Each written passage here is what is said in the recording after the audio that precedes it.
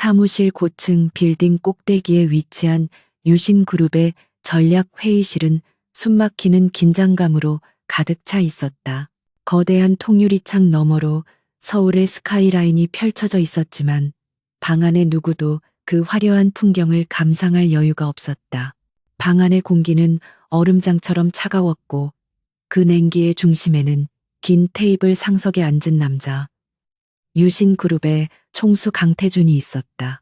그는 얼음벽이라는 별명에 걸맞게 어떤 감정도 드러나지 않는 무표정한 얼굴로 서류를 넘기고 있었다. 그래서 이게 지금 유신의 보안팀이 내놓은 최선의 결과물이라는 겁니까? 그의 목소리는 낮고 차분했지만 그 안에 담긴 서늘함은 회의실에 참석한 임원들의 등줄기를 오싹하게 만들기에 충분했다. 그의 시선이 보안 총괄 임원에게 닿자 중년의 남자는 식은땀을 훔치며 고개를 숙였다. 최근 발생한 대규모 데이터 유출 및 내부 횡령 의혹은 유신그룹 창사 이래 최악의 위기였다. 주가는 연일 폭락했고 언론은 하루가 멀다 하고 자극적인 헤드라인을 쏟아냈다. 강태준은 유신그룹을 물려받은 이래 단 한 번의 실패도 용납하지 않는 냉혹한 경영으로 회사를 지금의 위치까지 끌어올렸다. 그의 사생활은 철저히 베일에 가려져 있었고 공식 석상에서 미소를 보이는 일은 극히 드물었다. 사람들은 그가 8년 전 약혼자가 불의의 사고로 세상을 떠난 이후 감정을 봉인해 버렸다고 수군거렸다. 그에게 남은 것은 오직 일과 성공뿐인 듯 보였다. 그는 다시 한번 서류를 탁 소리나게 덮었다. 이 사태를 수습할 외부 전문가를 초빙했습니다. 현 시간부로 이번 위기 대응의 모든 권한은 그 전문가에게 일임합니다. 태준의 선언에 임원들 사이에서 작게 술렁임이 일었다. 유신의 자존심 강한 총수가 외부인에게 그것도 전권을 맡긴다는 것은 전례 없는 일이었다. 그만큼 상황이 심각하다는 반증이기도 했다. 태준이 턱짓을 하자 그의 충직한 김 비서가 문을 향해 고개를 끄덕였다. 무거운 회의실 문이 소리 없이 열렸다. 회의실 문이 열리고 하이힐 소리가 대리석 바닥을 또렷하게 울리며 다가왔다. 임원들의 시선이 일제히 문으로 향했다. 그곳에는 완벽하게 재단된 검은색 정장을 입은 한 여자가 서 있었다. 그녀는 흐트러짐 없는 자세로 걸어 들어와 태준의 맞은편 테이블의 하석에 섰다. 그녀의 시선은 정면을 향해 있었고 그 어떤 긴장이나 위축도 찾아볼 수 없었다. 그녀의 존재감은 순식간에 회의실의 무거운 공기를 압도했다. 김 비서가 그녀를 소개했다. 이번 사태 해결을 맡아주실 위기관리 전문가 클로이 한입니다. 그 이름이 불리는 순간 강태준의 세상이 멈췄다. 서류를 향해 고정되어 있던 그의 시선이 천천히 아주 천천히 고개를 들었다. 그의 눈동자가 여자에게 닿는 순간 수년간 굳게 닫혀있던 그의 심장이 마치 거대한 망치로 얻어맞은 듯 격렬하게 울렸다. 얼음벽 같던 그의 표정에 처음으로 미세한 균열이 생겼다. 그 여자였다. 8년 전 그의 삶에서 흔적도 없이 사라졌던 여자. 그의 유일한 사랑이자 지독한 상처로 남은 이름 한서연. 그녀는 8년 전과 놀랍도록 달라져 있었다. 과거의 따뜻하고 부드러웠던 미소는 온데간데 없고 날카롭게 벼려진 칼날 같은 냉철함과 프로페셔널한 기운만이 그녀를 감싸고 있었다. 머리는 깔끔하게 묶어 올렸고 화장기 없는 얼굴은 오히려 그녀의 또렷한 이목구비와 지적인 눈빛을 강조했다. 그녀는 강태준을 포함한 그 누구에게도 시선을 주지 않았다. 태준은 숨을 쉬는 것조차 잊었다. 8년 만의 재회였다. 그녀가 죽었다고 생각했다. 아니, 그렇게 믿어야만 했다. 그녀의 흔적을 찾기 위해 온 세상을 뒤졌지만 그녀는 마치 연기처럼 사라졌었다. 그런데 지금 그녀가 클로이 한이라는 이름으로 그의 심장 부인 유신그룹의 회의실에 이 최악의 위기 속에서 그의 눈앞에 서 있었다. 그의 머릿속이 수천 개의 질문으로 폭발할 것 같았다. 어떻게 살아 있었는가? 왜 돌아왔는가? 왜 자신을 모르는 사람처럼 대하는가? 한서연, 아니 클로이 하는 태준의 내면에서 일어나는 폭풍을 전혀 감지하지 못한 듯, 혹은 완벽하게 무시하는 듯했다. 그녀는 준비해온 노트북을 테이블에 놓고 회의실의 대형 스크린과 연결했다. 그녀의 움직임은 군더더기 없이 간결하고 정확했다. 그녀는 임원들을 차례로 훑어본 후 마지막으로 상석에 앉은 강태준에게 시선을 고정했다. 그 시선에는 어떠한 사적인 감정도 담겨 있지 않았다. 오직 비즈니스 파트너를 대하는 듯한 무심한 뿐이었다. 안녕하십니까, 클로이 한입니다. 지금부터 유신그룹의 데이터 유출 및 내부 횡령 의혹건에 대한 초기 분석 브리핑을 시작하겠습니다. 그녀의 목소리는 8년 전 기억 속의 따뜻함 대신 냉정하고 명료한 톤으로 회의실을 울렸다. 그녀는 스크린에 복잡한 데이터 플로우 차트와 의심스러운 자금 흐름도를 띄웠다. 그녀의 설명은 날카로웠고 문제의 핵심을 정확히 꿰뚫고 있었다. 그녀는 이미 유신의 내부 시스템을 놀라울 정도로 깊숙이 파악하고 있었다. 강태준은 그녀의 목소리를 들으며 정신을 차리려 애썼다. 그는 지금 유신의 총수 강태준이어야 했다. 8년 전에 한서연 앞에서 무너졌던 남자가 아니었다. 그는 주먹을 꽉 쥐었다. 손톱이 손바닥을 파고드는 고통이 오히려 그의 이성을 붙잡아 주었다. 그는 자신의 눈앞에 있는 여자가 한서연이라는 사실을 애써 부정하려 했지만 심장이 미친 듯이 뛰는 것을 멈출 수는 없었다. 냉정했던 총재의 마음이 8년 만에 다시 격렬하게 뛰기 시작했다. 서연의 브리핑은 충격적일 정도로 상세했다. 그녀는 유출된 데이터가 단순한 고객 정보가 아니라 차세대 기술 개발과 관련된 핵심 기밀 정보임을 지적했다. 또한 횡령 자금이 페이퍼 컴퍼니를 통해 세탁되어 특정 임원의 계좌로 흘러들어간 정황까지 포착했다고 밝혔다. 그녀의 발표가 이어질수록 임원들의 얼굴은 사색이 되어갔다. 이것은 외부 전문가가 단 며칠 만에 파악할 수 있는 수준의 정보가 아니었다. 그녀는 괴물이었다. 태주는 그녀의 능력을 인정하지 않을 수 없었다. 동시에 의문이 들었다. 그녀는 어떻게 이 정도의 정보를 입수했을까? 그리고 그녀가 지목한 자금 흐름의 끝에는 태준이 전혀 예상하지 못했던 인물이 희미하게 연관되어 있었다. 바로 유신그룹의 2인자이자 태준의 숙부뻘인 박기훈 부회장이었다. 서연은 박 부회장의 이름을 직접 거론하지는 않았지만 그녀가 제시한 자료는 명백히 그를 향하고 있었다. 회의실의 공기는 더욱 차갑게 얼어붙었다. 박기훈 부회장은 태준의 반대편에 앉아 여전히 온화한 미소를 띠고 있었다. 그는 돋보기를 고쳤으며 서연의 발표를 흥미롭다는 듯 지켜보고 있었다. 대단하군요, 클로이 한 씨. 유신의 보안 시스템을 이렇게 쉽게 뚫어버리다니. 우리가 적인지 아군인지 헷갈릴 정도입니다. 그의 목소리는 부드러웠지만 그 안에는 날카로운 경고가 담겨 있었다. 그는 서연의 능력을 칭찬하는 척하며 그녀가 월권 행위를 하고 있음을 교묘하게 지적했다. 서연은 박 부회장의 도발에 눈 하나 깜짝하지 않았다.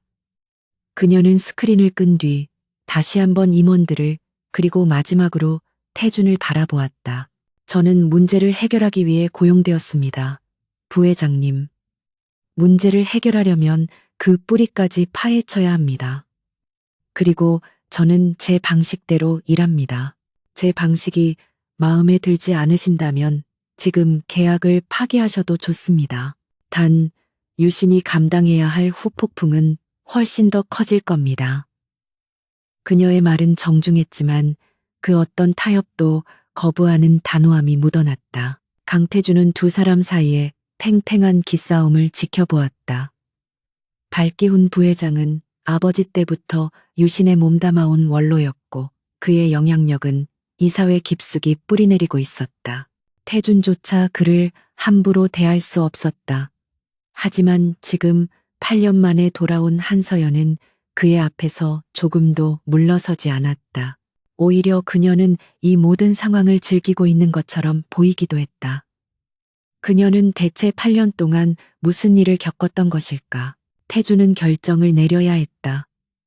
여기서 서연의 손을 들어주는 것은 박 부회장에게 정면으로 선전포고를 하는 것과 다름없었다.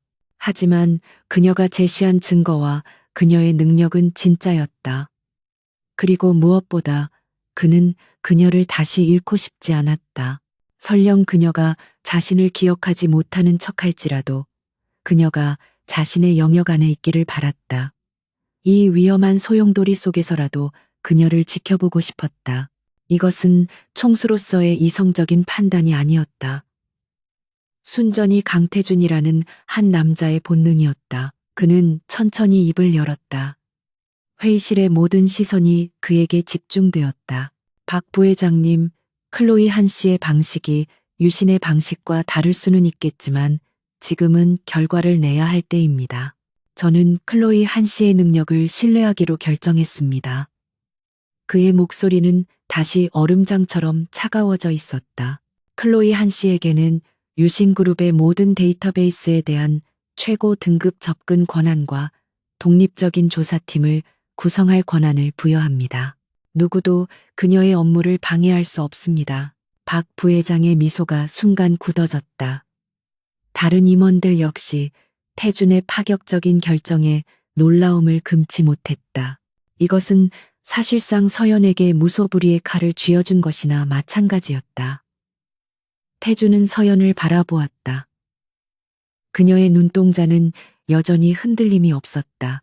마치 이 모든 것을 예상했다는 듯이 그녀는 가볍게 고개를 숙여 보였다. 총수님의 현명한 판단에 감사드립니다.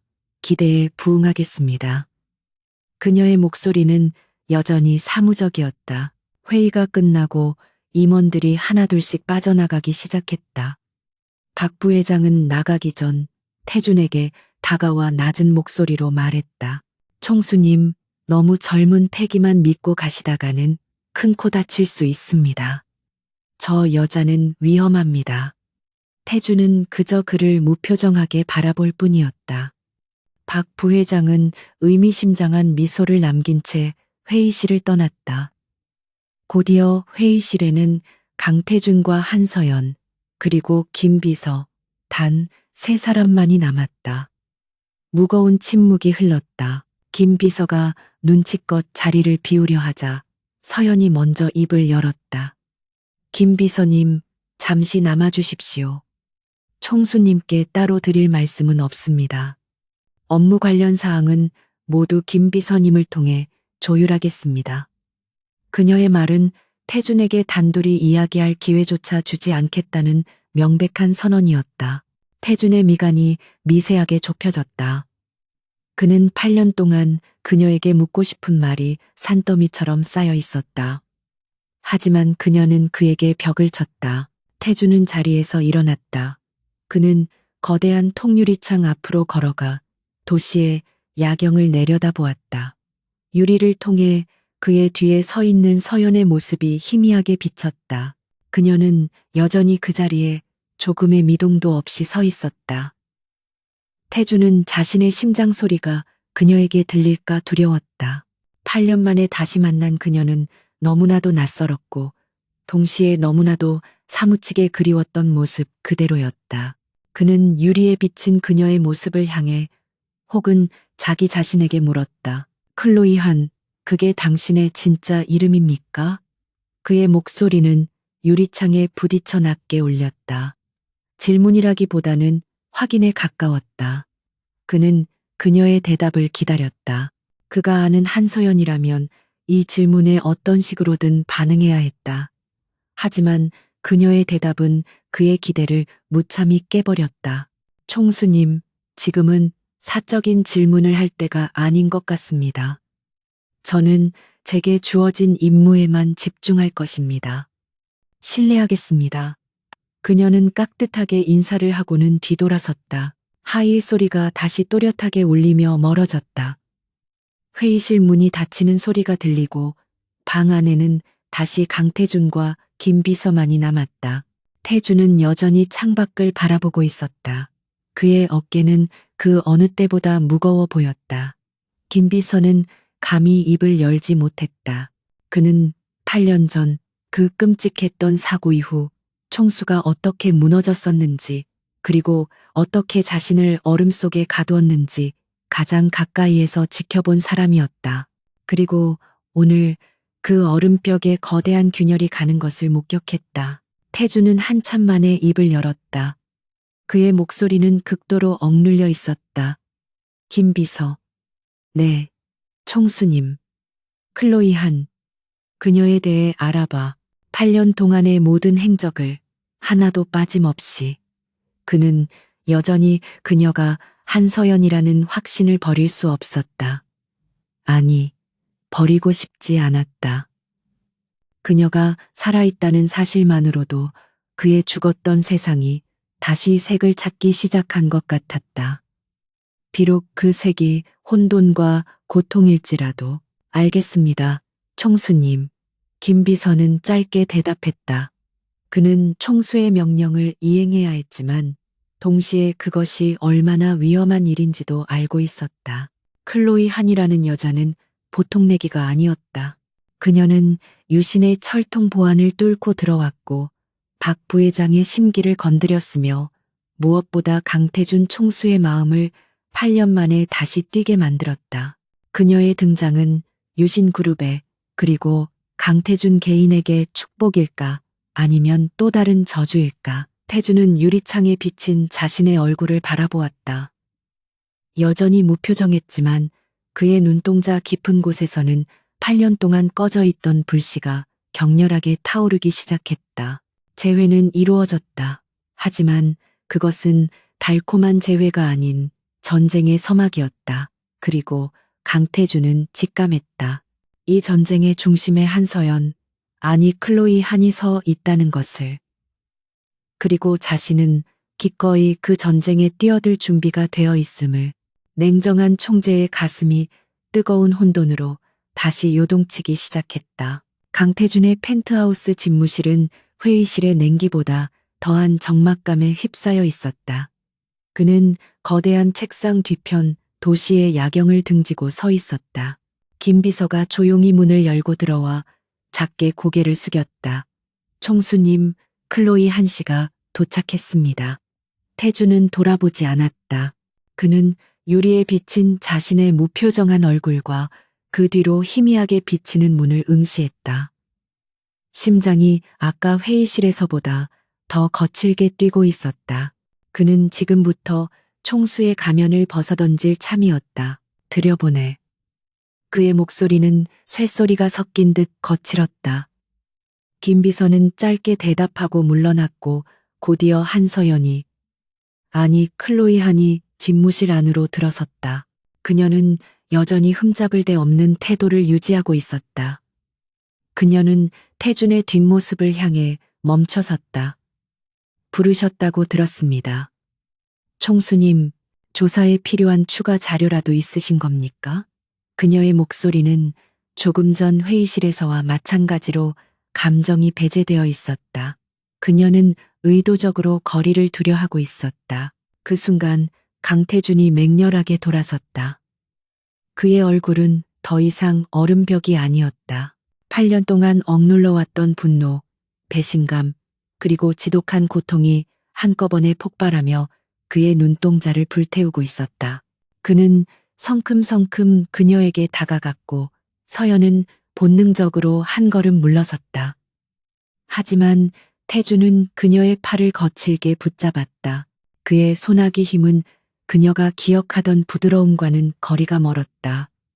클로이 한, 그따위 이름으로 내 앞에서 연극을 해? 한서연. 그의 외침은 집무실의 비싼 방음벽을 뚫을 듯 격렬했다. 네가 어떻게 감히 내 앞에 다시 나타날 수 있어? 8년이야. 내가 너를 네가 죽은 줄 알고 보낸 세월이 8년이라고. 그의 목소리는 끝내 분노에 잠겨 떨려 나왔다. 그는 그녀의 어깨를 붙잡고 흔들었다. 대답해. 그동안 어디서 뭘 했어? 왜 죽은 사람 행세를 한 거냐고. 내가 널 얼마나. 그는 말을 잇지 못했다. 얼마나 그리워했는지라는 말은 차마 입 밖으로 나오지 못하고 공중에서 흩어졌다. 한서연은 그의 격렬한 반응에 잠시 눈을 감았다 떴다. 그녀의 팔을 잡은 그의 손이 너무나 뜨거웠다. 그녀는 그 고통스러운 눈빛을 정면으로 마주했다. 그녀 역시 지난 8년간 이 순간을 수없이 상상해왔다. 하지만 그녀의 대답은 그의 기대와는 정반대의 것이었다. 그녀는 차갑게 그의 손을 뿌리쳤다. 놓으시죠, 총수님. 지금 이건 위기 관리 전문가에 대한 부당한 대우입니다. 그녀의 목소리에는 일말의 동정심도 그리움도 담겨 있지 않았다. 그녀의 냉담함은 태준의 분노에 기름을 부었다. 그는 허탈하게 웃었다. 부당한 대우? 연극은 그만둬.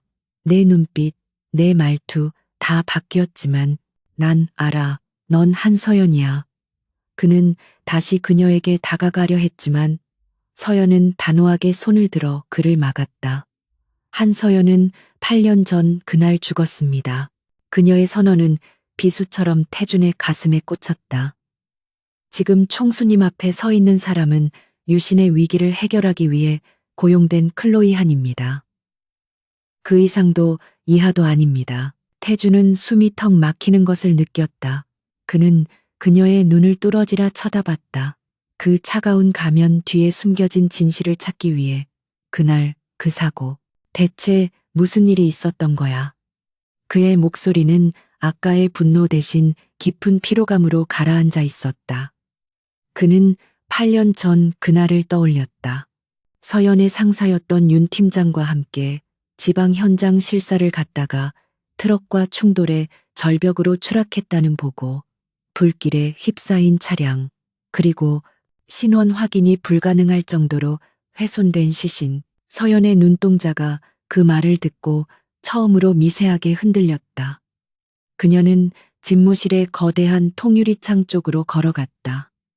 태준이 조금 전까지 서 있던 바로 그 자리였다. 그녀는 서울의 야경을 내려다보며 입을 열었다. 사고가 아니었습니다. 그녀의 목소리는 낮고 건조했다. 그건 명백한 살인이었어요. 윤 팀장님을 노린, 그리고 어쩌면 나까지. 그녀의 말에 태준은 온몸의 피가 차갑게 식는 것을 느꼈다. 그게 무슨, 윤 팀장님은 당시 유신그룹 내부의 비자금 흐름을 추적하고 계셨습니다. 서연은 천천히 그날의 기억을 꺼냈다. 우리가 현장 실사를 나간 것도 그 증거를 확보하기 위해서였어요. 하지만 정보가 샜죠. 우리가 탄 차에 브레이크가 고장나 있었고 뒤따라오던 트럭은 우리를 절벽으로 밀어붙였습니다. 그녀의 목소리는 담담했지만 그 안에는 끓어오르는 분노가 숨겨져 있었다. 저는 차가 추락하기 직전에 뛰어내렸어요.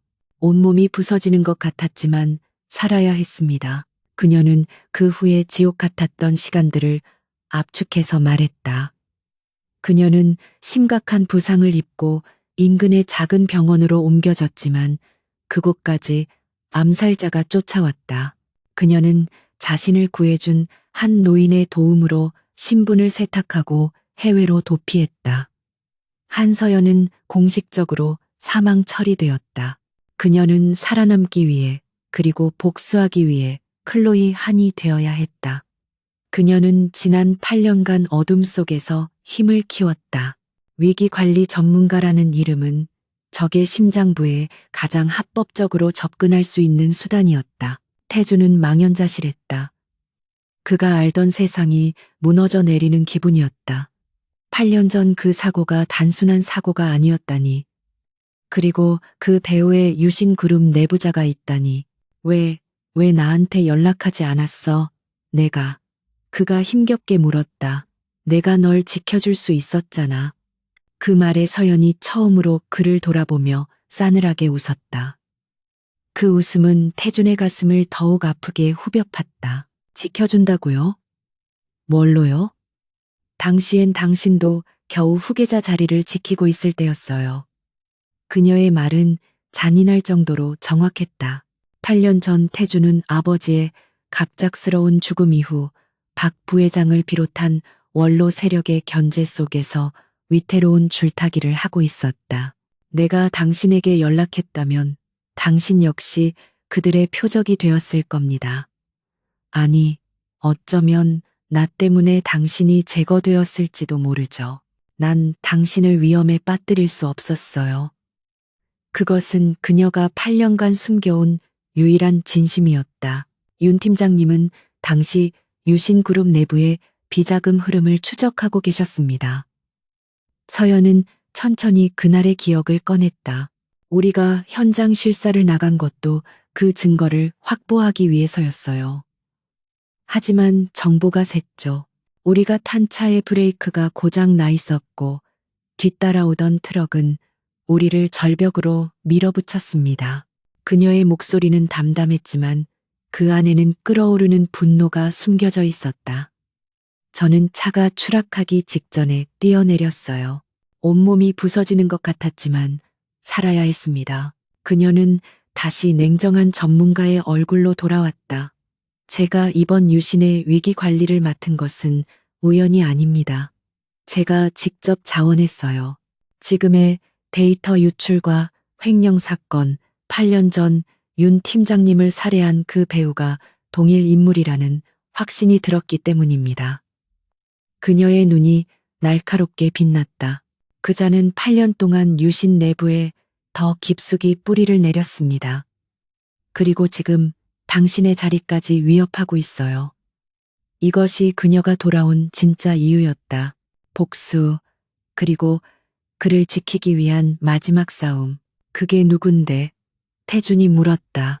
그의 목소리도 어느새 차갑게 가라앉아 있었다. 그는 더 이상 과거에 매달리는 남자가 아니었다. 그는 유신의 총수였다. 아직 확실한 증거는 없습니다. 하지만 저는 그자가 누구인지 압니다. 그리고 그자도 곧 제가 누구인지 알아챌 겁니다. 서연은 태준을 똑바로 바라보며 경고했다. 그러니 총수님, 제발 제 일에 끼어들지 마십시오. 이건 제 싸움입니다. 당신이 개입하는 순간 모든 것이 위험해집니다. 저를 믿지 못하시겠다면 지금 당장 저를 해고하셔도 좋습니다. 태준은 그녀의 눈을 피하지 않았다. 그녀는 8년 전의 한서연이 아니었다. 그녀는 복수의 칼날을 품고 돌아온 전사였다. 그리고 그는 깨달았다. 그녀를 막을 수 없다는 것을. 그리고 그는 그녀를 다시 잃을 수 없다는 것을. 좋아, 클로이 한. 그가 그녀의 새 이름을 불렀다. 당신 방식대로 해. 하지만 조건이 있어. 내 눈앞에서 사라지지 마. 적어도 이 건물이 무너질 때까지는 내 시야 안에 있어. 그것은 총수의 명령이자 한 남자의 절박한 애원이었다. 한편 태준의 집무실과는 다른 층, 호화롭지만 고풍스러운 부회장실에서는 발기운 부회장이 누군가의 보고를 받고 있었다. 그는 태준 앞에서의 온화한 미소 대신 냉혹하고 계산적인 표정으로 서류를 넘기고 있었다. 서류의 맨 위에는 클로이 한의 프로필 사진과 함께 8년 전 한서연의 앳된 사진이 나란히 붙어 있었다. 두 사진 아래에는 동일 인물 가능성 99.9%라는 문구가 적혀 있었다. 발기우는 의자 깊숙이 몸을 기댔다. 그는 콧수염을 쓰다듬으며 낮은 소리로 웃었다. 살아 있었군. 그 질긴 계집애가. 윤 팀장 그 늙은 여우와 함께 사라진 줄 알았더니 그는 전혀 놀라지 않은 듯했다. 오히려 이 상황을 즐기는 듯했다. 8년 만에 제 발로 호랑이 굴에 다시 기어들어오다니 강태준 그 어린 놈이 일부러 불러들인 건가 아니면 우연인가. 그는 잠시 생각에 잠겼다. 그의 책상 위 전화기가 울렸다. 그는 발신 번호를 확인하고는 느긋하게 수화기를 들었다. 그래, 나다. 수화기 너머로 긴급한 목소리가 들려왔다. 발기후는 잠자코 듣고만 있다가 입꼬리를 올렸다. 걱정할 것 없다. 어차피 쥐새끼 한 마리 더 들어온 것뿐이야. 8년 전에는 운 좋게 살아나갔지만 이번에는 아니지. 그의 눈빛이 살기로 번뜩였다. 강태준이 저 여자에게 최고 접근 권한을 줬다고? 흥미롭군. 오히려 잘 됐어. 우리가 찾던 그것들 저 여자가 대신 찾아줄지도 모르지. 그는 전화를 끊기 전 마지막 명령을 내렸다. 그의 목소리는 얼음처럼 차가웠다. 일단 맛보기로 경고만 해도 너무 시끄럽게 말고 하지만 감히 선을 넘으려고 한다면 그는 잠시 말을 끊었다가 창밖의 어둠을 바라보며 나직이 읊조렸다. 그때는 8년 전에 미처 끝내지 못한 일을 마무리 지어라. 이번에는 실수 없이 수화기를 내려놓은 발기호는 다시 온화한 미소를 지었다. 8년 만에 돌아온 유령을 맞이할 준비가 끝난 것이다. 클로이 한에게 배정된 임시 사무실, 일명 워룸은 유신그룹 본사 30층의 가장 구석진 곳에 위치해 있었다. 총수실의 화려함과는 거리가 먼 오직 기능성만을 강조한 차가운 공간이었다. 하지만 그녀는 주변 환경에 전혀 개의치 않았다. 그녀의 눈에는 오직 눈앞의 다중 모니터에서 뿜어져 나오는 데이터의 흐름만이 보였다. 그녀는 강태준이 부여한 최고 등급 접근 권한을 마치 노련한 외과 의사의 메스처럼 사용하기 시작했다. 그녀의 손가락이 키보드 위에서 춤을 추듯 움직였다. 유신의 보안 시스템은 업계 최고 수준이었지만 그녀의 접근 방식은 일반적인 해커의 그것과는 차원이 달랐다. 그녀는 시스템의 논리 구조 자체를 파고들었다. 그녀는 8년 전 자신이 설계했던 시스템의 백도어를 기억하고 있었다. 물론 그 백도어는 오래전에 막혔을 터. 하지만 그녀는 그것을 만든 자의 논리를 역추적하며 새로운 취약점을 찾아내고 있었다. 그녀는 가장 먼저 8년 전 그날의 모든 기록을 요구했다. 윤 팀장과 자신의 출장 기록, 차량 배차 내역, 그리고 사고 보고서, 예상대로였다. 표면적인 자료는 완벽하게 정리되어 있었지만 가장 중요한 원본 데이터 로그는 시스템 오류로 인한 유실 처리되어 있었다. 그녀는 비웃음을 흘렸다. 8년 전이나 지금이나 그들의 방식은 여전히 조잡했다. 그녀는 유실되었다는 데이터의 복구를 시도하는 대신 그 데이터를 삭제한 자의 흔적을 쫓았다. 하지만 그녀의 조사는 순탄치 않았다. 발기운 부회장의 보이지 않는 손길이 유신그룹의 신경망 곳곳에 뻗어 있었다. 그녀가 특정 재무 데이터에 접근을 시도하자 경고 메시지와 함께 접근이 차단되었다. 보안 등급 충돌. 해당 자료는 재무감사팀의 승인이 필요합니다. 그녀가 배정받은 임시조사팀의 팀원, 재무팀에서 파견된 차장이 곤란한 표정으로 다가왔다. 전문가님, 이 자료는 박 부회장님의 직속 라인이라 제가 승인을 요청해 보겠습니다만 시간이 좀 걸릴 겁니다. 서연은 모니터에서 눈을 떼지 않은 채 대답했다. 필요 없습니다. 내가 직접 뚫을 테니까. 그녀의 말에 차장은 사색이 되었다. 하지만 그녀는 농담을 하는 것이 아니었다. 그녀는 몇 시간 만에 재무팀의 방화벽을 우회하는 데 성공했다. 그리고 그녀가 마주한 것은 너무나도 완벽하게 정리된 장부였다. 단 하나의 오차도 없는 마치 누군가 전시하기 위해 만들어 놓은 예술 작품처럼 이것이야말로 그들이 숨기고 있다는 가장 강력한 증거였다. 발기후는 자신의 집무실에서 서연의 움직임을 실시간으로 보고받고 있었다. 그의 정보원은 서연의 임시조사팀 내부에 있었다. 지금 재무팀 서버에 무단 접근을 시도했고 성공했습니다. 방화벽이 3시간 만에 뚫렸습니다. 보고하는 부하의 목소리는 긴장으로 떨리고 있었다. 하지만 발기훈은 여전히 여유로운 미소를 띠고 있었다. 그래, 8년 동안 칼을 갈았나 보군. 예상보다 더 재밌는 장난감이 들어왔어. 그는 서연이 완벽한 장부를 들여다보고 있을 것을 정확히 알고 있었다. 우리가 준비해둔 홍콩 페이퍼 컴퍼니 자료는 언제쯤 발견할 것 같나? 그가 물었다. 아마 오늘 안으로는 그쪽으로 유도될 겁니다. 8년 전 윤 팀장이 쫓던 것과 유사한 패턴으로 위장해 두었습니다. 발기훈은 만족스럽게 고개를 끄덕였다. 좋아. 그 가짜 미끼를 물고 시간을 낭비하게 만들어. 그리고 진짜 자료가 보관된 구형 서버 쪽으로는 절대 접근하지 못하도록 경계를 강화해. 발기훈의 전략은 교묘했다. 그는 서연의 능력을 인정했지만 동시에 그녀의 집요함이 자신에게 유리하게 작용할 것이라 판단했다. 그는 서연을 자신이 설계한 거대한 미로 속으로 밀어넣을 생각이었다. 그녀가 가짜 증거를 쫓아 헤매는 동안 그는 이번 데이터 유출 사태를 강태준의 무능함으로 몰아가고 이 사회를 움직여 태준을 끌어내릴 준비를 마칠 계획이었다. 그는 8년 전의 유령이 자신의 발목을 잡는 것이 아니라 디딤돌이 되게 만들 참이었다. 같은 시각 강태준은 자신의 펜트하우스 집무실에서 한서연의 월음을 비추는 보안 카메라 영상을 말없이 지켜보고 있었다. 화면 속 그녀는 지친 기색도 없이 모니터에 몰두해 있었다. 8년 전 도서관에서 어려운 전공 서적을 파고들던 그녀의 모습과 겹쳐 보였다. 그때도 그녀는 저렇게 빛나고 있었다. 그는 자신도 모르게 그녀의 작은 습관들을 발견했다. 집중할 때면 왼쪽 입술을 살짝 깨무는 버릇, 8년이 지나도 변하지 않은 모습이었다.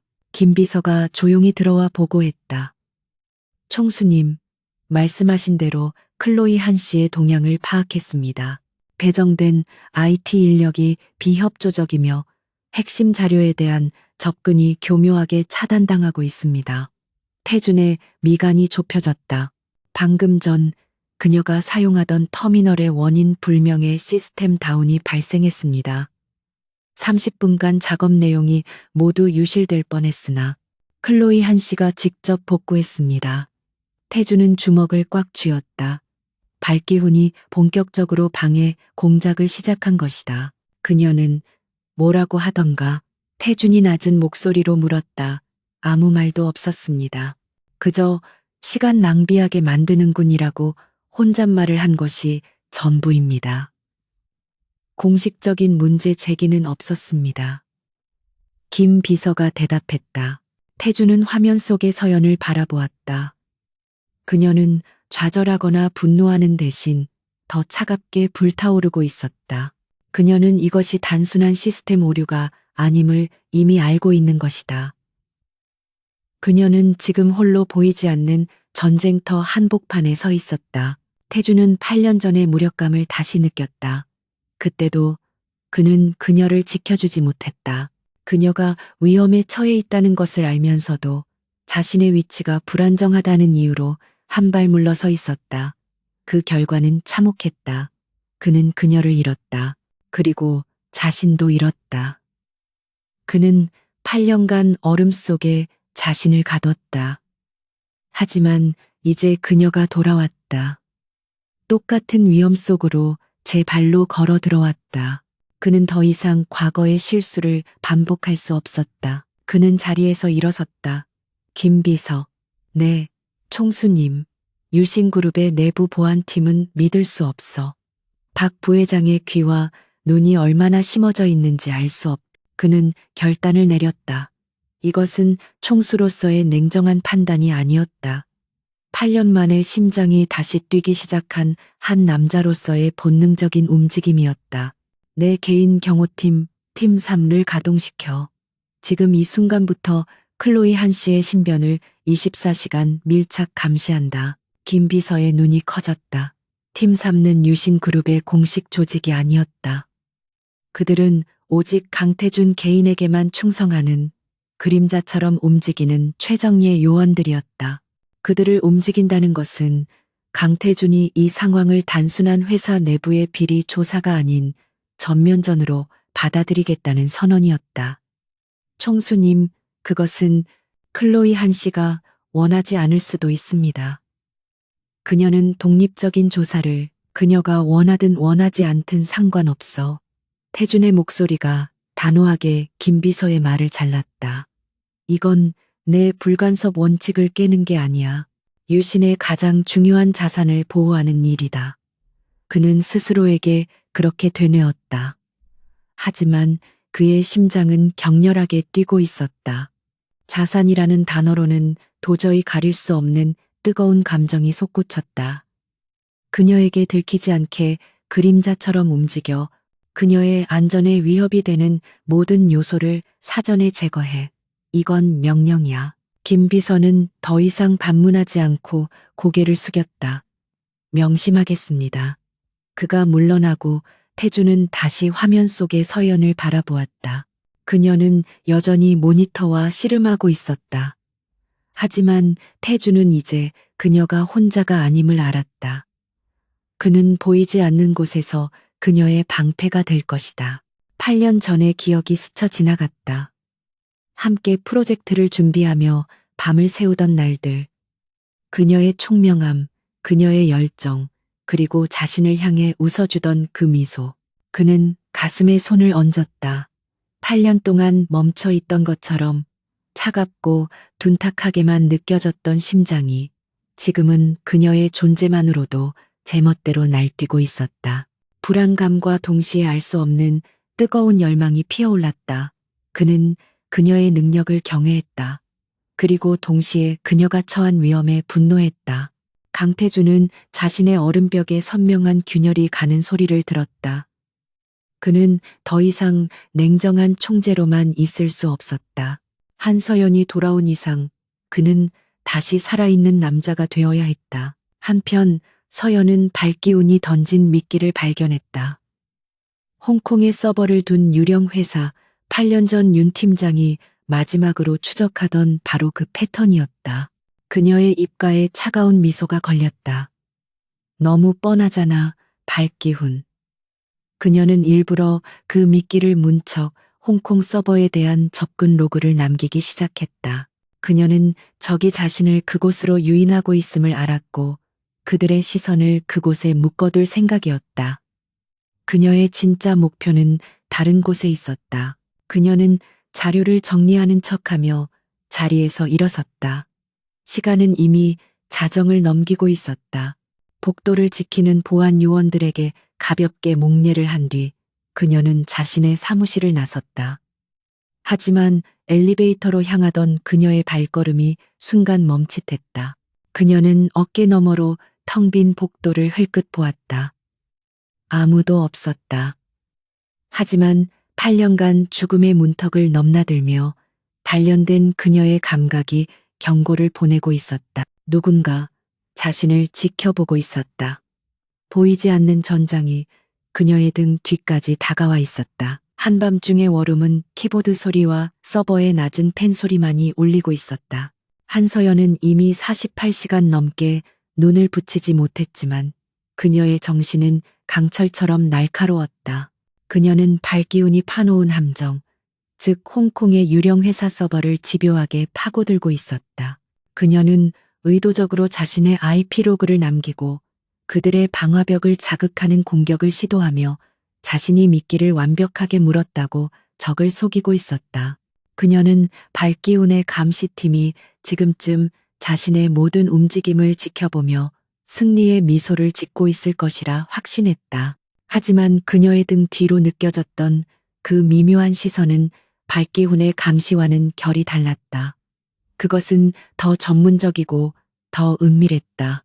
마치 소리 없는 그림자 같았다. 그녀는 그것을 애써 무시하려 했지만 8년간의 생존 본능은 계속해서 경고음을 울렸다. 지금은 그 배우를 신경 쓸 때가 아니었다. 그녀는 눈앞의 가짜 데이터에 모든 신경을 집중했다.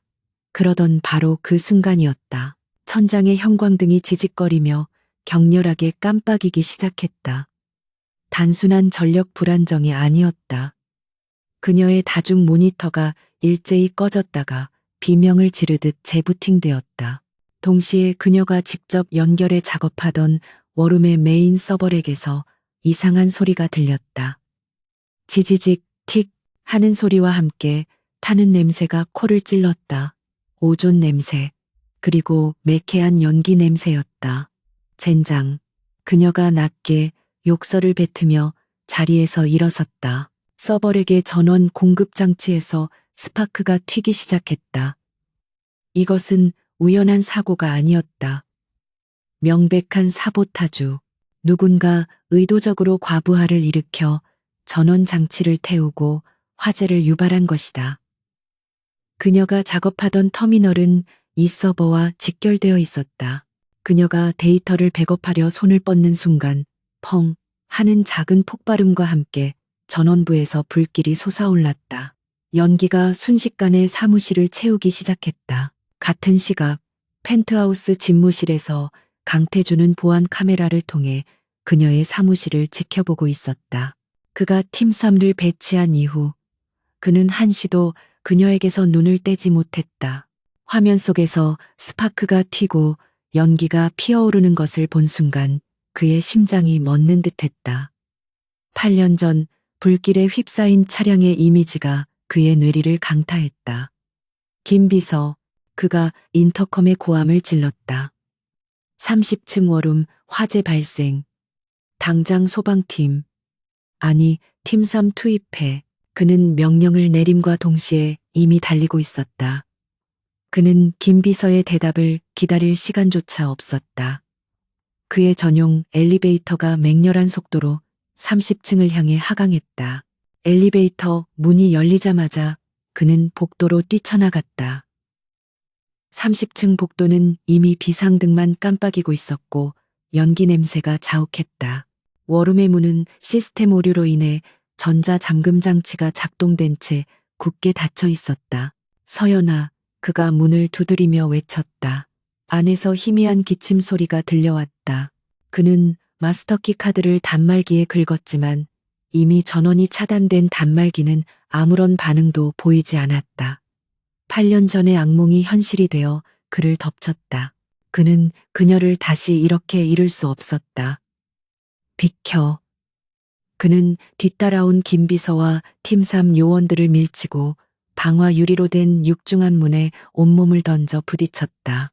어깨가 부서지는 듯한 고통이 느껴졌지만 문은 꿈쩍도 하지 않았다. 사무실 안 한서연은 짙은 유독 가스 속에서 출구를 찾고 있었다.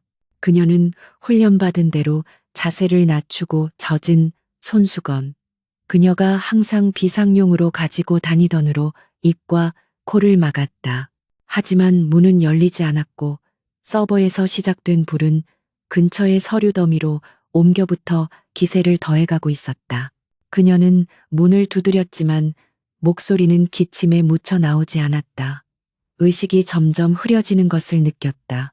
밖에서 자신을 부르는 절박한 목소리가 들리는 듯했다.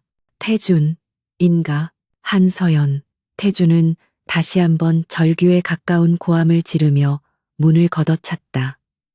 그의 이성은 이미 마비되었다. 오직 그녀를 구해야 한다는 본능만이 그를 지배하고 있었다. 그는 복도에 비치된 소화기를 집어들었다. 그리고는 잠금장치 단말기를 향해 미친 듯이 내리쳤다. 쾅, 쾅, 쾅. 금속이 찌그러지는 소리와 함께 마침내 잠금장치가 파괴되었다. 그는 소화기를 내던지고 문을 거칠게 밀어젖혔다. 시커먼 연기가 복도로 뿜어져 나왔다. 태주는 망설임 없이 연기 속으로 뛰어들었다. 그는 바닥에 쓰러져 있는 서연을 발견했다. 그녀는 의식을 잃지는 않았지만 거친 기침을 토해내고 있었다. 그는 한치의 망설임도 없이 그녀를 안아들었다. 8년 만이었다. 분노나 적의가 아닌 오직 그녀를 지키기 위한 절박함으로 그녀의 몸을 아는 것은 그녀는 생각보다 가벼웠다. 하지만 그 무게는 8년의 세월만큼이나 무겁게 그의 팔에 느껴졌다. 그는 그녀를 안고 연기 속을 빠져나왔다. 복도에 다다르자마자 팀 3 요원들이 전문적인 움직임으로 소화기를 들고 사무실로 진입했다. 김비서는 태준의 그을린 재킷을 보며 경악했다. 태준은 아무 말도 없이 그녀를 안고 화재 현장에서 떨어진 비상계단 구역으로 향했다. 그는 그녀를 차가운 벽에 기대어 앉혔다. 그는 그녀의 어깨를 꽉 붙잡고 그녀의 얼굴을 미친 듯이 살폈다. 그의 눈은 공포로 붉게 충혈되어 있었다. 괜찮아? 서연아, 괜찮아. 정신 차려. 서연은 거친 기침을 몇 번 더 토해낸 뒤 간신히 눈을 떴다. 눈앞에 있는 남자는 그녀가 알던 냉정한 총수 강태준이 아니었다. 그의 완벽하게 정돈된 머리는 헝클어져 있었고 비싼 수트는 그을음으로 더러워져 있었다. 그리고 그의 눈, 그 얼음장 같던 눈동자가 울고 있었다. 그는 눈물을 흘리지는 않았지만 그의 눈은 8년의 고통과 방금 겪은 공포로 절규하고 있었다. 아드레날린이 가라앉아 억눌렸던 감정이 폭발했다. 태준의 목소리가 갈라져 나왔다. 8년. 그가 속삭였다. 그의 이마가 그녀의 어깨에 무너지듯 기댔다. 8년 동안 네가 죽은 줄 알았어. 그 불길 속에서 널 구하지 못했다는 죄책감 속에서 매일이 지옥이었다. 그의 고백은 방금 겪은 화재보다 더 뜨겁게 서연의 가슴을 찢었다. 그의 얼음벽은 산산조각 나 있었다. 그는 더 이상 유신의 총수가 아니었다. 8년 전 모든 것을 잃었던 한 남자일 뿐이었다. 서연은 충격에 휩싸였다.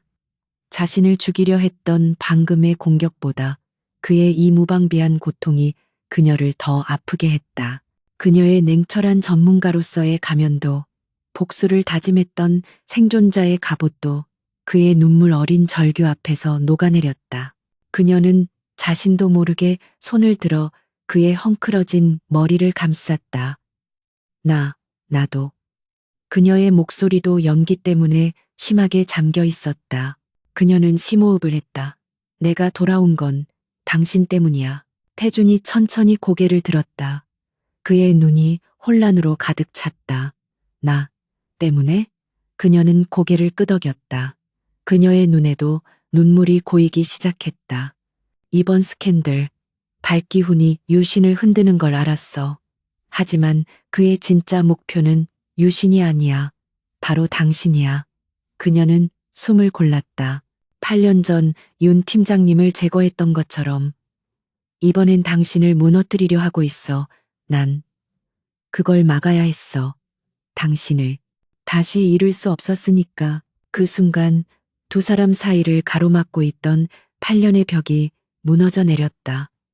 그들은 더 이상 서로를 겨누는 총수와 전문가가 아니었다. 과거에 상처 입은 연인도 아니었다. 그들은 거대한 어둠 속에서 서로의 유일한 빛이 되어줄 동맹이었다. 서로의 가장 깊은 약점을 공유한 운명 공동체였다. 태주는 그녀의 뺨을 감쌌다. 그의 손은 여전히 떨리고 있었지만 눈빛은 달라져 있었다. 공포가 사라진 자리에 차가운 분노의 불꽃이 타올랐다. 발기훈. 그가 짐승처럼 낮게 으르렁거렸다. 그는 다시 서연을 바라보았다. 그의 시선은 그녀를 꿰뚫을 듯 강렬했다. 이제부터 넌 혼자가 아니야. 절대로. 그는 일어섰다. 그리고 그녀를 부축해 일으켜 세웠다. 마침 팀 3의 리더가 다가와 보고했다. 화재는 진압됐습니다. 원인은 고의적인 방화로 추정됩니다. 워룸의 전원 시스템이 외부에서 원격으로 조작되었습니다. 명백한 살인 미수입니다. 태준과 서연은 말없이 시선을 교환했다.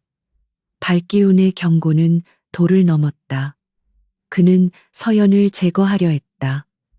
이것은 단순한 기업 내의 권력 다툼이 아니었다. 생존을 건 전쟁이었다. 태준은 김 비서를 불렀다. 내 차 대기시켜. 클로이 한 씨는 오늘부터 내 펜트하우스에서 지낸다. 총수님, 서연이 반발하려 했지만 태준의 시선이 그녀를 막았다. 그의 눈은 더 이상 타협을 허용하지 않았다. 이건 명령이야, 한서연. 내 시야 안에서 얼음벽에 생긴 균열은 사라졌지만 그 자리에는 더 뜨겁고 단단한 용암이 흐르기 시작했다. 강태준의 펜트하우스는 서울의 야경이 한눈에 내려다 보이는 거대한 유리 성체였지만 지금 그곳은 외부와 완벽히 차단된 전략적 요새가 되어 있었다. 한서연은 태준이 제공한 새 옷으로 갈아입었지만 여전히 젖은 머리카락에서는 매캐한 연기 냄새가 희미하게 남아 있었다. 그녀는 거실 창가에 서서 방금 전의 화재 현장을 떠올렸다. 그것은 명백한 살이었다.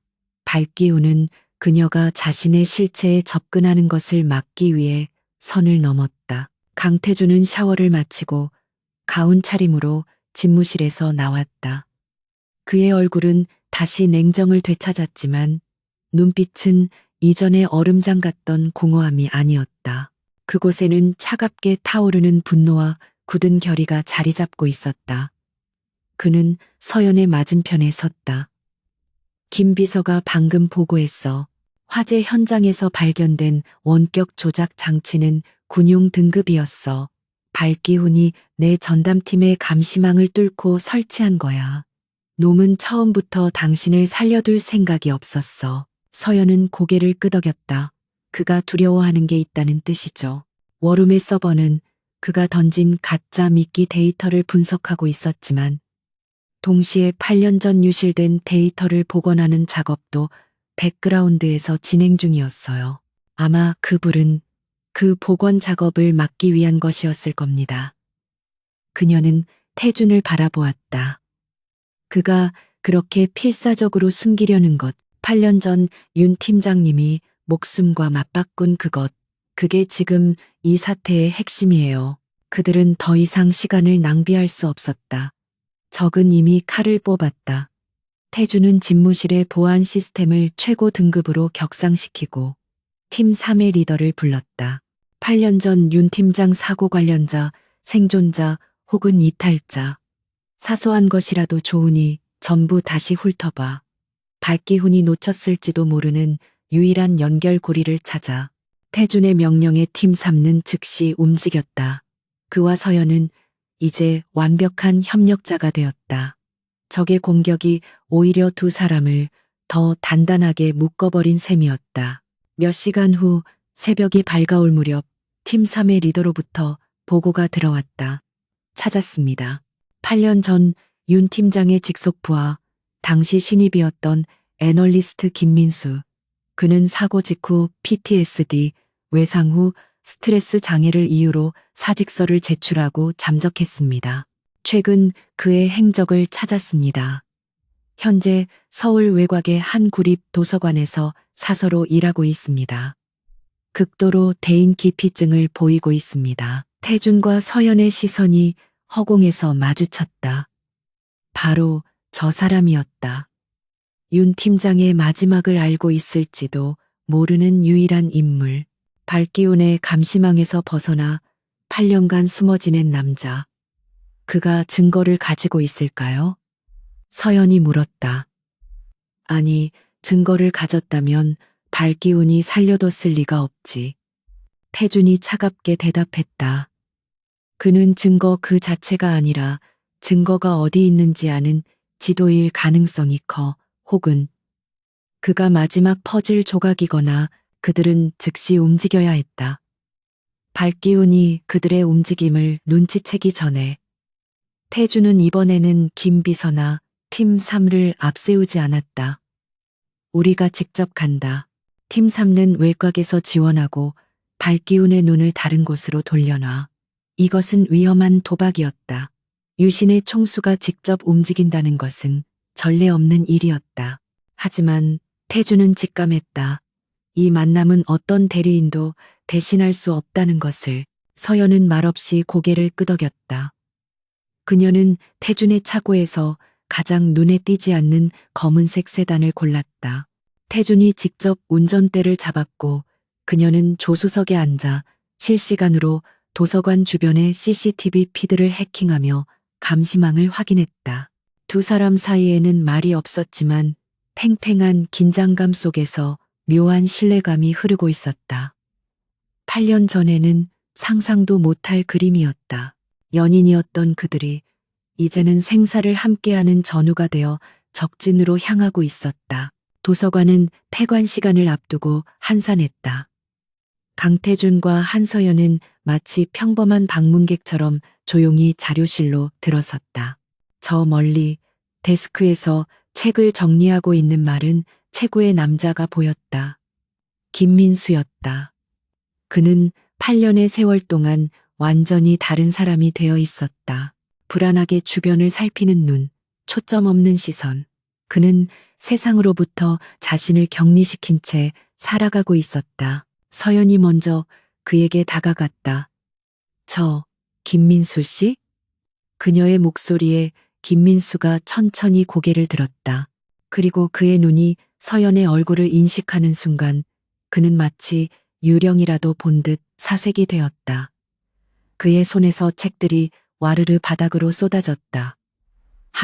한서연 씨, 당신은 8년 전에 죽었잖아요. 그의 목소리는 공포로 갈라져 나왔다. 그의 비명에 가까운 목소리가 조용한 도서관에 울려 퍼졌다. 조용히 해요, 민수 씨. 우린 당신을 해치러 온 게 아니에요. 서연이 그를 진정시키려 했지만 그는 이미 패닉 상태였다. 아니야, 오지 마. 그들이 보냈지. 날 죽이러 온 거야. 8년 동안 숨어 지냈는데 결국 그가 뒷걸음질 치며 비명을 지르려던 순간 태준이 그의 뒤로 다가가 어깨를 강하게 붙잡았다. 김민수 씨, 정신 차려.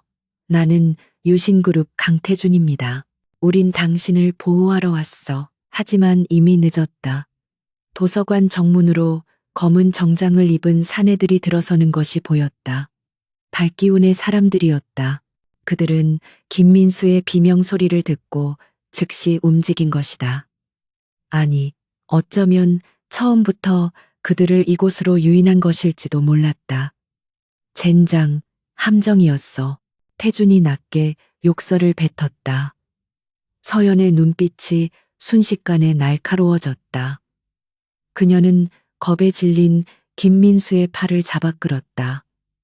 태준 씨, 이쪽이야. 비상구로. 그녀는 도서관의 구조를 이미 파악하고 있었다. 그녀가 앞장서서 책장 사이를 내달렸다. 뒤에서 사내들이 쫓아오는 소리가 들렸다. 거기서 책장이 흔들리고 책들이 비처럼 쏟아져 내렸다. 태준은 김민수를 거의 질질 끌다시피 하며 서연의 뒤를 따랐다. 비상구 문을 밀고 나가자 어두운 지하 주차장이 나타났다.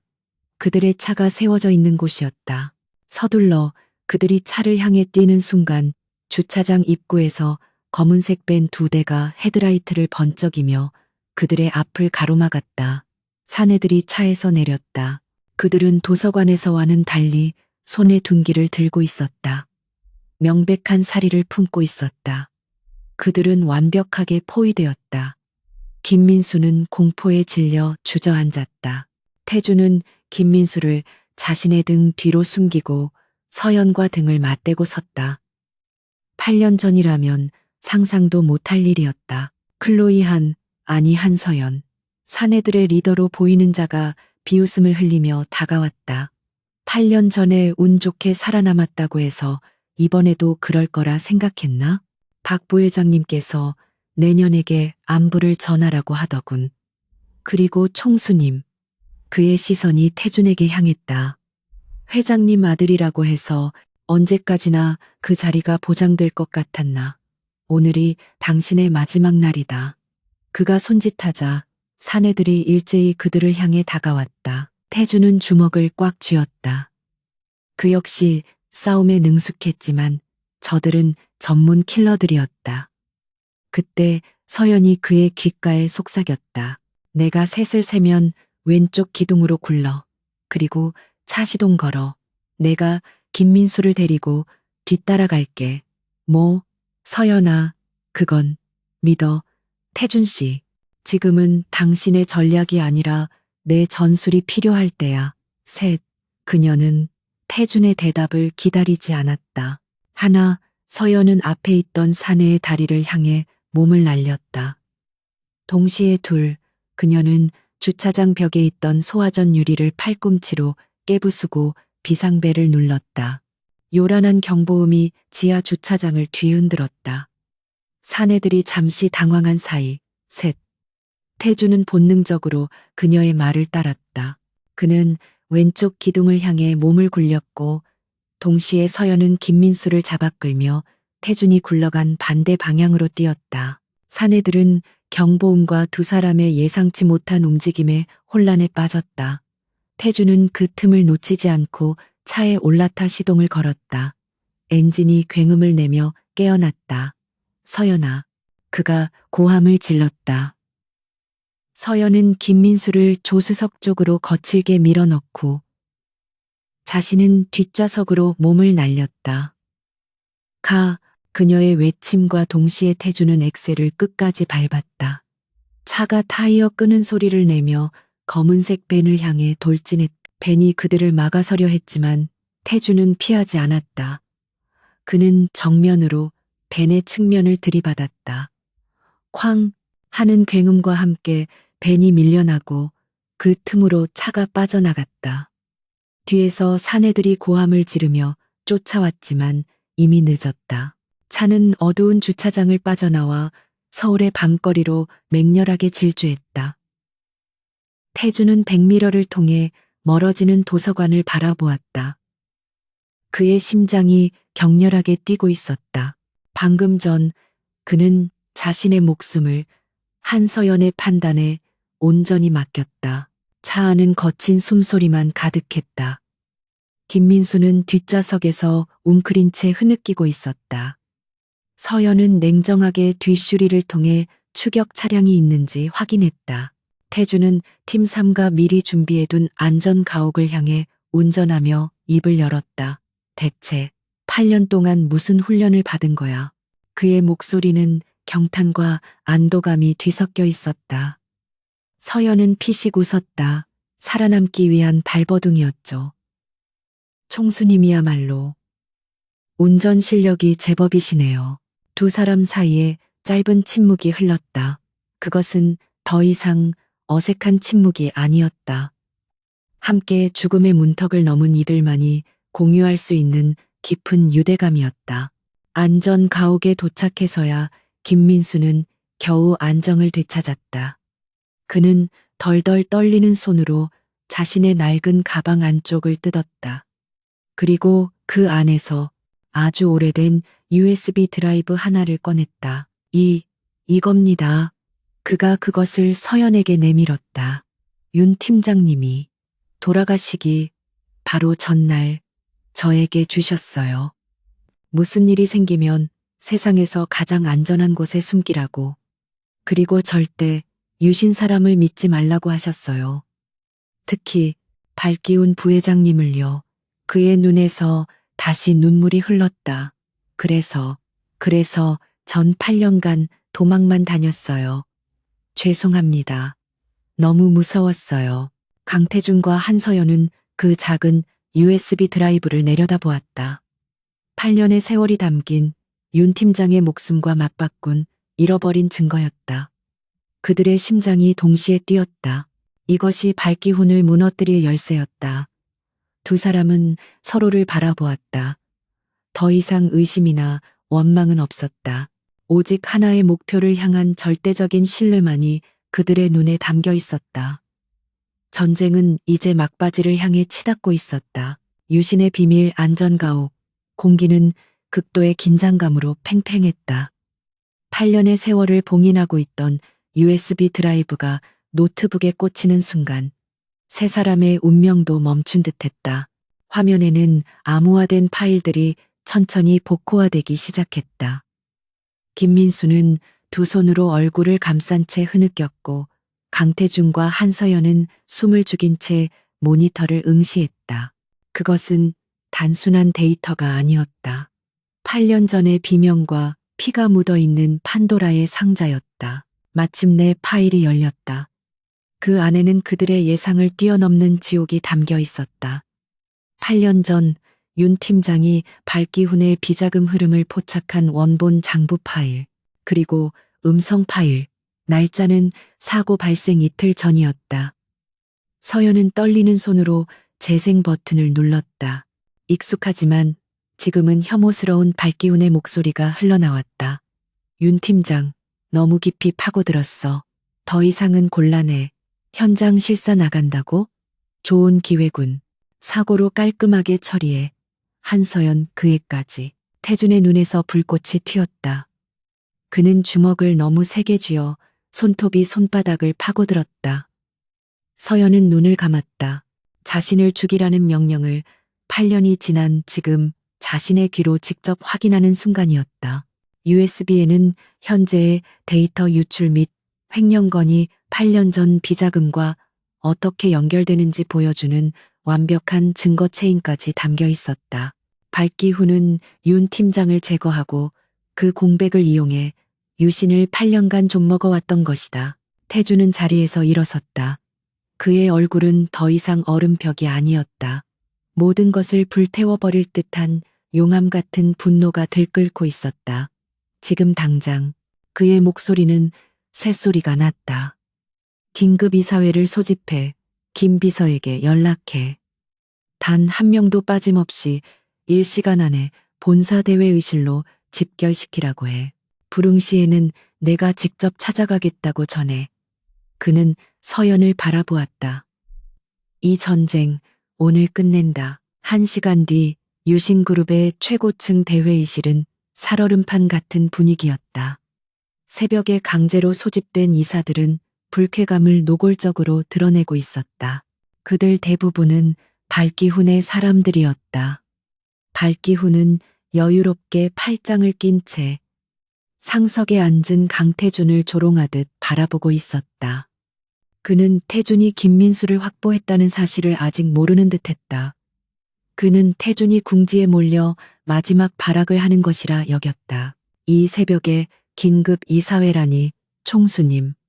회사를 이렇게 독단적으로 운영하시면 곤란합니다. 발기훈이 점잖은 목소리로 포문을 열었다. 최근 불미스러운 사태에 대한 책임을 지고 이사회의 거취를 표명하기 위해 부르신 겁니까? 그렇다면 현명한 판단입니다. 몇몇 이사가 동조하듯 고개를 끄덕였다. 태주는 그를 차갑게 응시했다. 책임, 맞습니다. 부회장님, 오늘 누군가는 반드시 책임을 져야 할 겁니다. 태준의 말이 끝나기 무섭게 회의실 문이 열리고 한서연이 노트북을 든 채 들어섰다. 이사들이 술렁였다. 외부 위기 관리 전문가가 이사회에 배석하는 것은 이례적인 일이었다. 박기훈의 미간이 미세하게 좁혀졌다. 그는 서연이 화재에서 살아남은 것에 놀랐지만 여전히 그녀가 가진 패가 없다고 확신하고 있었다. 클로이 한씨, 여긴 당신이 낄 자리가 아닌 8년 전 고인이 된 윤혜진 팀장의 살인 교사범이 이 자리에 있기 때문입니다. 서연이 발기훈의 말을 단호하게 잘랐다. 회의실은 순간 정적에 휩싸였다. 살인 교사라는 단어에 모든 이사들의 얼굴이 굳어졌다. 박기훈의 얼굴에서 처음으로 여유로운 미소가 사라졌다. 지금 무슨 망발을, 그가 격앙된 목소리로 외쳤다. 서연은 대답 대신 노트북을 대형 스크린에 연결했다. 가장 먼저 화면에 뜬 것은 8년 전 발기훈이 윤 팀장과 한서연을 사고로 위장해 제거하라고 지시하는 음성 파일의 파형이었다. 서연은 재생 버튼을 눌렀다. 사고로 깔끔하게 처리해. 한서연 그애까지. 발기훈 자신의 목소리가 회의실 전체에 울려 퍼졌다. 발기훈의 얼굴이 하얗게 질렸다. 이사들은 경악을 금치 못했다. 이건 조작이야. 저 계집애가. 발기훈이 고함을 지르며 자리에서 일어섰다. 하지만 서연은 멈추지 않았다. 그녀는 다음 파일들을 열었다. 8년간 이어져 온 비자금 장부. 이번 데이터 유출과 횡령이 모두 그 비자금의 흔적을 덮기 위한 것이었음을 증명하는 송금 내역. 모든 증거는 단 한 사람, 발기훈을 가리키고 있었다. 이사들은 이제 경악을 넘어 공포에 질린 눈으로 발기훈을 바라보았다. 강태준이 얼음처럼 차가운 목소리로 말했다. 발기훈 부회장, 8년 전 윤 팀장님을 살해하고 한서연 씨를 죽이려 했으며 8년간 유신을 좀먹어온 대가가 고작 이 정도 소란으로 끝날 것 같았습니까? 태주는 자리에서 일어나 그에게 다가갔다. 발기훈은 뒷걸음질 쳤다. 그의 눈은 광기로 번들거렸다.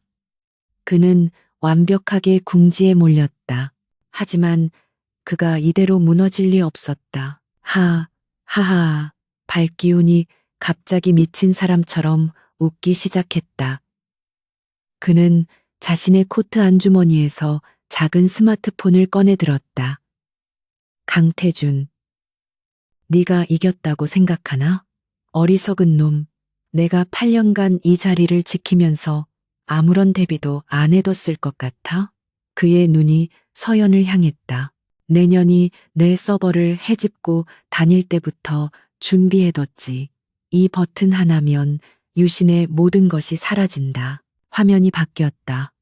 대형 스크린에는 유신그룹의 심장부, 메인 서버실의 라이브 영상이 나타났다. 그리고 그 중심에는 강력한 폭발 장치가 설치되어 있었다. 이사들의 입에서 비명이 터져 나왔다. 유신의 모든 핵심 기술 데이터, 재무 자료, 고객 정보 10분 안에 모두 삭제되고 서버 자체는 물리적으로 파괴될 거다. 내가 이 자리에서 무사히 빠져나가 헬기장에 도착할 때까지 날 막는다면 유신은 오늘부로 끝장이야. 이것이 그의 절박한 마지막 카드였다. 그는 유신 그룹 전체를 인질로 잡은 것이다. 그는 태준을 조롱하듯 바라보았다. 어쩔 텐가, 총수님, 네가 그토록 지키려던 회사가 네 손으로 박살나는 꼴을 볼 텐가, 아니면 이 늙은이를 곱게 보내줄 텐가. 이사들은 태준을 바라보며 애원했다. 총수님, 안 됩니다. 회사를 살려야 합니다. 그들은 이미 정의보다는 생존을 택한 것이다. 태준은 서연을 바라보았다. 그의 눈에는 공포나 망설임이 없었다. 오직 차가운 결단만이 남아 있었다. 서연 역시 마찬가지였다. 그녀는 태준을 향해 아주 작게 고개를 끄덕였다. 8년간의 고통과 복수심, 그리고 8년 만에 다시 찾은 감정이 그 짧은 시선 교환 속에 담겨 있었다. 태준은 다시 발기훈을 향해 돌아섰다. 그는 천천히 손을 들어 올리며 항복의 뜻을 내비쳤다. 좋습니다, 부회장님. 당신의 승리입니다. 원하는 대로 헬기를 준비시키겠습니다. 발기훈의 입가에 승리의 미소가 걸렸다. 그는 이사들을 방패막이 삼아 천천히 회의실 문 쪽으로 이동했다. 현명한 판단이야, 태준아. 넌 역시 내 아비를 닮아 무르군. 그가 태준을 조롱하며 문손잡이를 잡으려던 바로 그 순간이었다. 태준의 목소리가 그의 등 뒤에 비수처럼 꽂혔다. 하지만 당신은 8년 전이나 지금이나 똑같은 실수를 저질렀군요. 뭐? 발기훈이 의아한 듯 돌아보았다. 당신은 한서연이라는 변수를 또다시 얕봤습니다. 태준이 말하는 동시에 서연은 이미 움직이고 있었다. 그녀는 테이블 밑으로 몸을 숙여 미리 연결해둔 자신의 노트북으로 달려들었다. 그녀는 발기훈이 폭탄을 공개하는 순간부터 이미 그의 스마트폰과 서버실에 폭탄이 연결된 무선 네트워크의 취약점을 파고들고 있었다. 그녀는 위기 관리 전문가이자 최고의 화이트 해커였다. 이 계집애가. 발기훈이 뒤늦게 알아차리고 서연을 향해 몸을 날렸다. 그는 스마트폰의 실행 버튼을 누르려 했다. 하지만 태준이 그 앞을 가로막았다. 더 이상 냉정한 총수가 아니었다. 그는 8년간 억눌러왔던 분노를 담아 발기훈의 얼굴에 주먹을 날렸다. 퍽, 둔탁한 소리와 함께 발기훈이 테이블 위로 쓰러졌다. 스마트폰이 그의 손에서 미끄러져 바닥을 굴렀다. 발기훈은 포기하지 않았다. 그는 비틀거리며 일어나 스마트폰을 향해 몸을 날렸다. 이사들은 비명을 지르며 구석으로 몰렸다. 하지만 태준이 다시 그의 앞을 막아섰다. 두 남자가 회의실 한복판에서 격렬하게 뒤엉켰다. 발기훈은 늙었지만 궁지에 몰린 쥐처럼 발악했다. 그는 테이블 위에 날카로운 크리스탈 명패를 집어들어 태준을 향해 휘둘렀다. 태준 씨, 서연이 비명을 질렀다. 태준은 팔로 공격을 막아냈지만 날카로운 모서리에 팔뚝이 깊게 베었다. 선혈이 하얀 셔츠 위로 뿜어져 나왔다. 하지만 태준은 고통을 느낄 새도 없이 발기훈의 손목을 꺾어 명패를 빼앗고 그를 바닥에 내리꽂았다. 그 순간 서연의 노트북에서 경쾌한 알림음이 울렸다. 됐어. 그녀가 외쳤다. 폭탄 제어권 확보. 원격 해체 완료. 모든 것이 멈췄다. 발기훈은 바닥에 쓰러진 채 거친 숨을 몰아쉬었다. 그의 눈에는 더 이상 광기가 아닌 공허한 패배감만이 남아 있었다. 회의실 문이 거칠게 열리고 강태준의 팀 3 요원들과 김 비서가 들이닥쳤다. 그들은 이미 발기훈의 외부 용병들을 모두 제압한 상태였다. 요원들이 신속하게 발기훈의 신병을 확보했다. 8년간 유신을 지배했던 어둠이 마침내 무너져 내리는 순간이었다. 이사들은 멍하니 이 모든 광경을 지켜보고 있었다. 태준은 피 흘리는 팔을 붙잡고 일어섰다. 그는 이사들을 둘러보며 선언했다. 그의 목소리는 낮았지만 회의실 전체를 압도했다. 오늘부로 유신그룹은 새로 태어납니다. 8년 전의 비극은 바로잡힐 것이며 발기훈 부회장에게 동조했던 모든 이들 역시 합당한 대가를 치르게 될 것입니다. 그는 서연에게 다가갔다. 그녀는 여전히 노트북에서 눈을 떼지 못하고 있었다. 그는 피가 묻지 않은 손으로 그녀의 어깨를 감쌌다.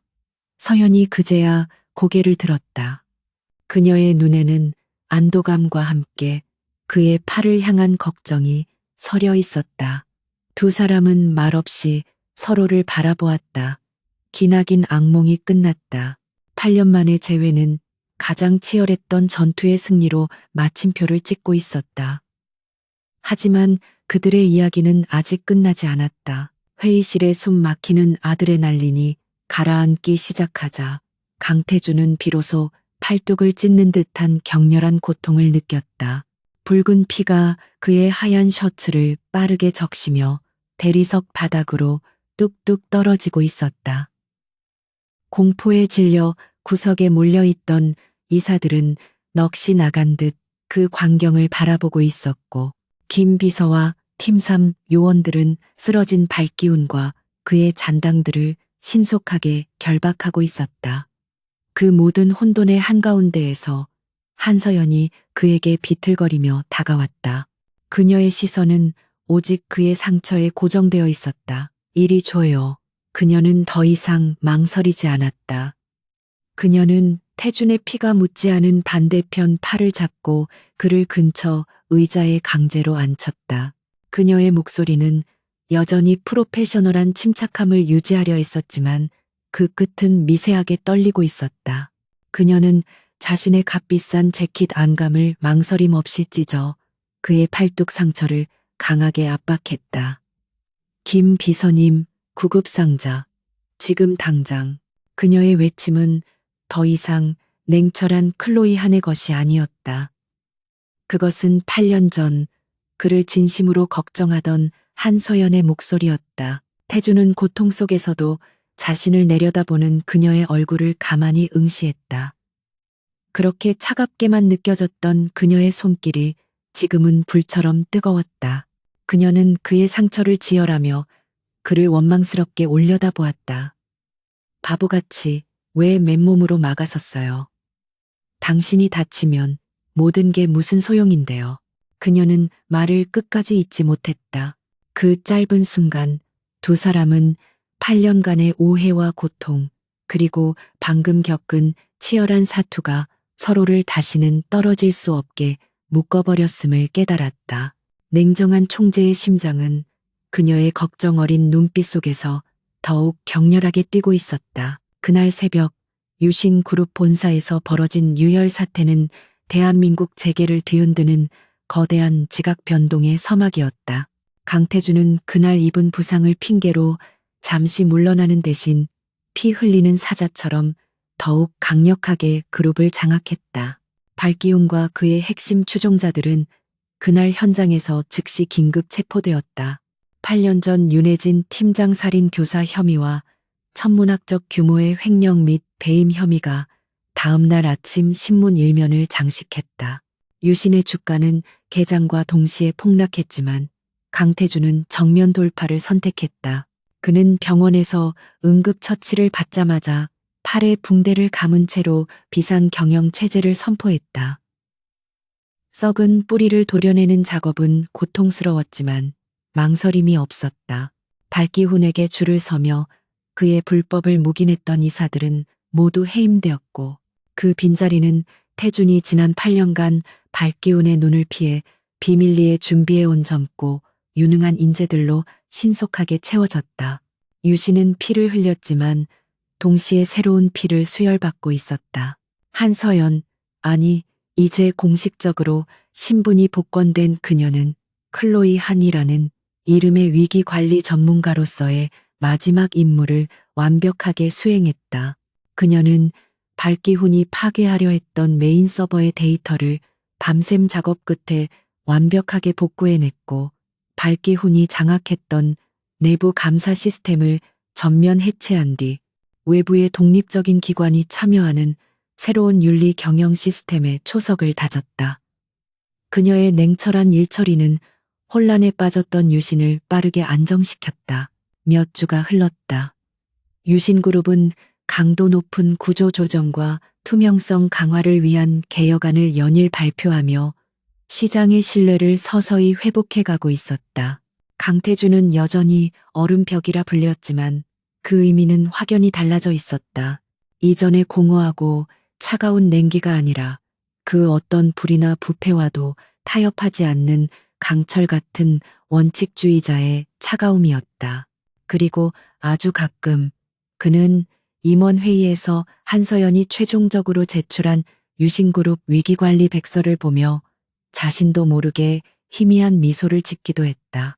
그 미소는 아무도 눈치채지 못했지만 김 비서만은 알고 있었다. 총수가 변하고 있었다. 한서연의 공식적인 계약 기간이 끝나가고 있었다. 그녀는 한때 워룸이었던 30층의 사무실짐을 조용히 정리하고 있었다. 그곳은 이제 유신의 새로운 윤리감사팀 사무실로 바뀔 예정이었다. 그녀의 8년간의 지독했던 목표는 마침내 달성되었다. 윤 팀장님의 억울한 죽음은 명예를 회복했고 발기훈과 그 일당들은 법의 심판대 위에서 자신들의 죗값을 기다리고 있었다. 한서연이라는 이름도 공식적으로 사망자 명단에서 삭제되고 모든 기록이 복권되었다. 그녀는 더 이상 클로이 한이라는 갑옷을 입고 살지 않아도 되었다. 그녀는 창밖을 내다보았다. 서울의 하늘은 몇 주 전의 화재와 폭발 소동이 모두 거짓말이었던 것처럼 맑고 푸르렀다. 모든 것이 제자리를 찾은 듯했다.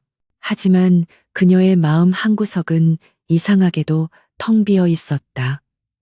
복수라는 거대한 삶의 목표가 사라진 자리에 알 수 없는 공허함이 차갑게 밀려왔다. 그리고 그 공허함을 비집고 들어오는 것은 바쁘다는 핑계로 제대로 마주하지 못했던 강태준의 얼굴이었다. 전투가 끝난 후 그는 총수로서, 그녀는 전문가로서 각자의 위치에서 수습에만 매달렸다. 그날 밤 강태준은 김 비서로부터 그녀가 내일자로 모든 업무 인수인계를 마치며 공식적으로 계약이 만료된다는 보고를 받았다. 그리고 이미 파리로 가는 편도 비행기 표를 예매했다는 말도 함께 태준의 심장이 쿵하고 바닥으로 내려앉는 듯했다. 그녀가 또다시 8년 전 그날처럼 자신의 삶에서 흔적도 없이 사라지려 하고 있었다. 그는 모든 것을 바로잡았다고 생각했지만 가장 중요한 것을 놓치고 있었던 것이다. 그는 산더미처럼 쌓인 결제 서류를 거칠게 밀쳐두고 자리에서 일어섰다. 그는 그녀를 이대로 보낼 수 없었다. 그가 그녀를 찾은 곳은 본사 옥상에 위치한 작은 공중 정원이었다. 그곳은 일반 직원들에게는 거의 알려지지 않은 오직 최고 임원들만 접근할 수 있는 비밀스러운 장소였다. 하지만 그에게는 달랐다. 8년 전 두 사람이 아직 풋풋한 사내 연인이었을 때 야근을 핑계로 몰래 만나 자판기 커피를 나눠 마시던 둘만의 비밀 장소였다. 서연은 8년 전 그 자리에 난간에 기댄 채 차가운 밤바람을 맞으며 도시의 야경을 내려다보고 있었다. 태주는 그녀의 뒤로 천천히 다가갔다. 8년 전에는 설렘으로 다가갔던 그 길을 지금은 절박함으로 걷고 있었다. 그의 구두 소리에 그녀가 천천히 돌아보았다. 그녀의 눈이 조금 놀란 듯 커졌다.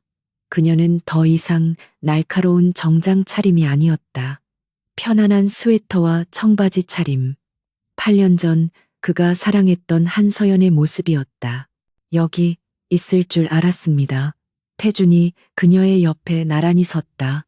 그의 팔에는 여전히 그날의 흉터가 희미하게 남아있었다. 8년 전이나 지금이나 생각이 복잡할 땐 여기로 오는 버릇은 여전하군요. 그의 목소리는 낮고 부드러웠다. 더 이상 유신의 총수가 아닌 한 남자 강태준의 목소리였다. 서연은 화려한 도시의 불빛으로 시선을 돌리며 작게 웃었다. 이젠 정말 떠나야 할 때니까요. 제 임무는 모두 끝났습니다. 총수님. 그녀가 다시 그를 총수님이라 부르는 순간 태주는 가슴이 차갑게 식는 것을 느꼈다. 그는 그녀를 향해 완전히 돌아섰다. 그는 그녀의 어깨를 붙잡았다.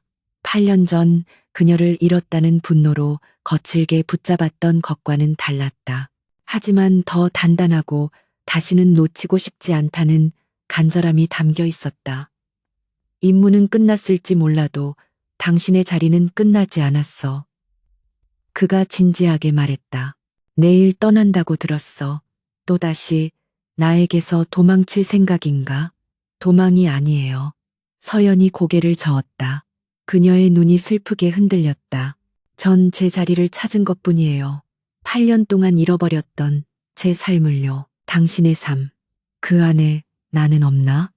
태준의 목소리가 8년간 단 한 번도 보인 적 없던 절박함으로 떨려 나왔다. 8년 만에 재회. 그날 회의실에서 당신을 처음 봤을 때 내 얼어붙었던 심장이 다시 뛰기 시작했다는 걸 깨달았어. 그는 그녀의 눈을 피하지 않고 자신의 가장 깊은 곳을 드러냈다. 이것은 그가 8년간 숨겨왔던, 아니, 스스로도 인정하지 못했던 진심이었다. 8년 전 당신을 잃었다고 생각했을 때 내 심장은 멈췄어. 난 그냥 살아있는 기계였지. 유신그룹이라는 거대한 기계를 움직이기 위한 부품. 그 이상도 이하도 아니었어. 하지만 당신이 돌아왔고 내 심장을 다시 뛰게 만들었어. 처음엔 분노로, 그 다음엔 고통으로, 그리고 지금은 이 감정으로. 그는 그녀의 뺨을 감쌌다. 그의 손은 따뜻했다. 얼음벽은 완전히 녹아내렸고 그 자리에는 오직 한 여자를 향한 뜨거운 진심만이 남아 있었다. 가지마, 서연아, 내 곁에 있어줘. 클로이 한으로서가 아니라 한서연으로서 당신의 새로운 삶, 그 시작을 나와 함께 해줘. 서연의 눈에 참아왔던 눈물이 고였다. 그녀는 지난 8년간 오직 복수만을 위해 살아왔다. 모든 것이 끝난 지금 그녀는 무엇을 위해 살아야 할지 몰라 막막했다. 하지만 그의 고백이 그녀의 텅 빈 공허함을 따뜻하게 채웠다. 그녀는 더 이상 도망칠 필요도 숨을 필요도 없었다. 그녀는 공포와 복수가 아닌 사랑을 위해 이곳에 머무를 수 있었다. 그녀는 흐르는 눈물을 닦아내며 처음으로 8년 만에 그를 향해 환하게 웃었다. 당신 팔, 흉터가 아주 진하게 남겠어요. 그녀가 그의 팔에 남은 흉터를 부드럽게 쓰다듬었다.